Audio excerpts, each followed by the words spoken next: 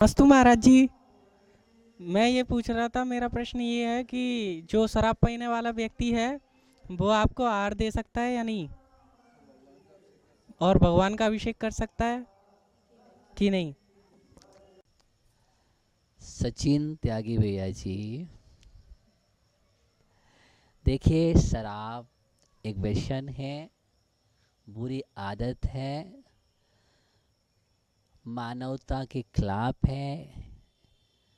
इसलिए वह जब मानव ही सही तरीके से नहीं है, इंसान ही अच्छा नहीं है, तो उसको आहार देने का कोई अधिकार नहीं बनता, अभिषेक करने का भी अधिकार नहीं बनता। क्योंकि शराबी व्यक्ति उन्मत्त होता है या नशा करने वाला, और वो भी ऐसा नशा। हमारे यहाँ सबसे पहले शाकाचार में सबसे पहले ही कहा गया है कि मद्य मांस मधु का त्याग करना चाहिए।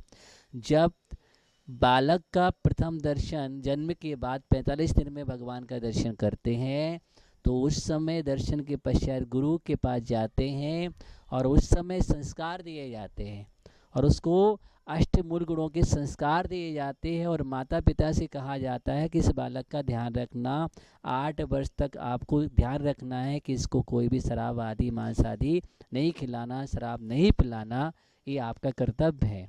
8 वर्ष के बाद फिर उस बालक को गुरु से संस्कार दिए जाते हैं, अष्टमूल गुण के संस्कार दिए जाते हैं। जब 8 वर्ष में अंतर्मुख के अष्टमूल गुणों के संस्कार दिए जाते हैं, तो वहाँ पर ही मद्य मांस मधु का त्याग करा दिया जाता है। तभी उसके अंदर आहार देने की योग्यता और अभिषेक करने की योग्यता आती है।